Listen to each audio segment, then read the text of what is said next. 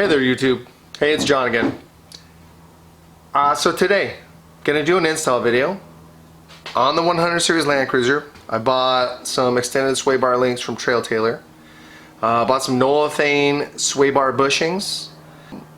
Just gonna rehab the whole anti-sway bar system.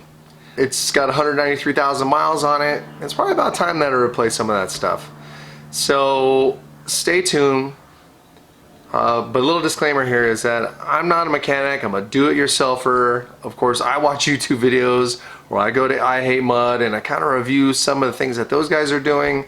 I just kind of pick and choose, you know, I read through it and I'll take everything for gospel. However, if you see something that, hey, I could have done it easier, I could have done it better, you know, let me know. Leave a comment.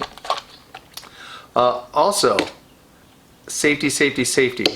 So yes, I'm doing the install on flat ground.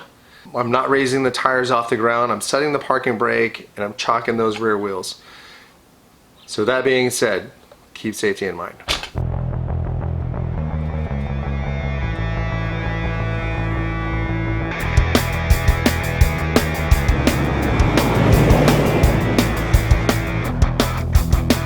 Alright, first things first is I'm going to be replacing the OEM bushings. I'm sure that they've been on there. The vehicle has 193,000 miles on it, and I bought these Noethane bushings on Amazon. I want to say they're probably about $15 or so. These right here are the Trail Tailor extended sway bar links specific to the 100 series Land Cruiser. I wish that I had the other one off, because then I could show you a side-by-side comparison on the thickness of the shaft, and they're approximately an inch longer than the OEM ones. Alright, so when you move the sway bar links, there's a 14mm on top,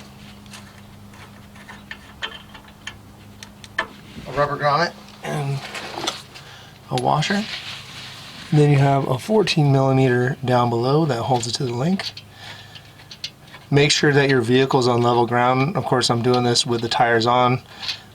If you were to jack the vehicle up, that would put too much pressure on that sway bar link.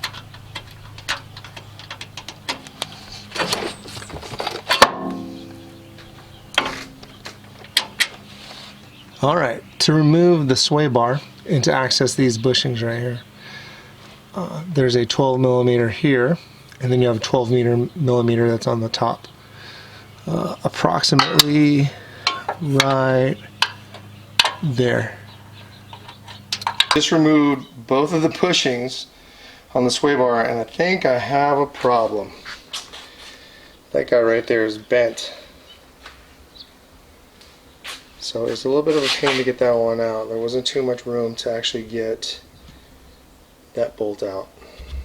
And the bolt is bent as well. So this is going to take a little bit longer than I thought, because I'm probably going to go buy a new one or go to the wrecking yard and pick up another one. So yeah, look at this. When I took off the passenger side, it just spun it right off. So here, let me grab one. You can see the diameter, there's a difference there.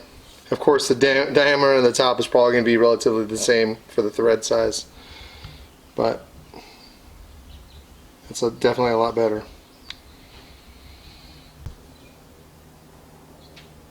Alright, so there's the bent driver's side sway bar bracket. Kind of surprising how it bent. I'm thinking that maybe the previous owner hit something or whatever. If I remember correctly, the sway bar on that side, when I replaced it, it had a slight bend to it too. So I didn't investigate further when I actually noticed that sway bar. But when I was taking this one off to replace the sway bar bushings, that's when I noticed that it's all bent. So, but replaced with a brand new one. Genuine Toyota right there. So I'll be slapping that bad boy on with this Noethane bushing. Looks like it fits pretty good to me.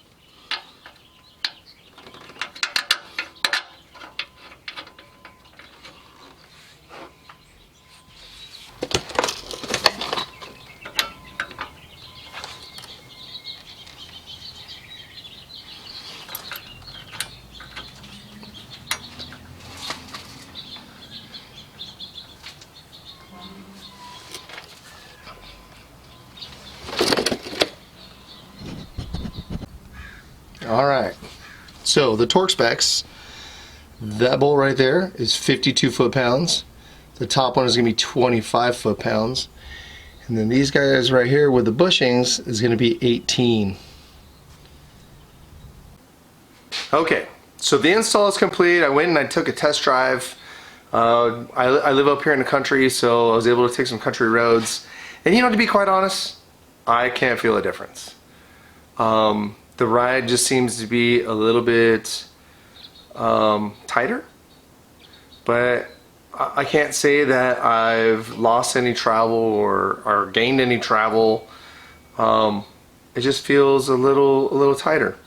I did examine one of the sway bar bushings, and it actually has a wear hole through it right now.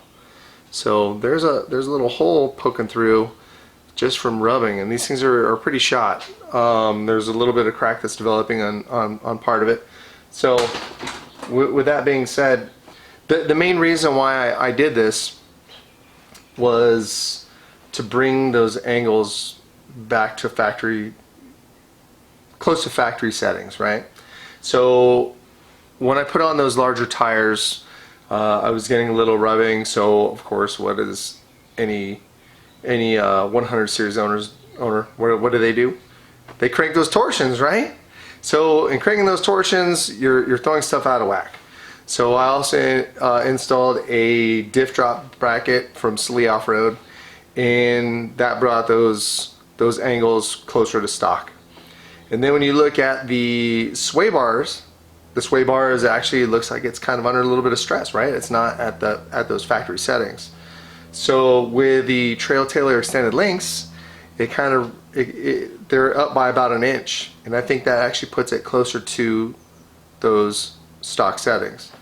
So you know, there's claims out there that you get a little more travel. I honestly don't think I'll gain any more travel, because I do have those wheeler bump stops, and they appear to be, you know, my lower control arms appear to be sitting on those bumps.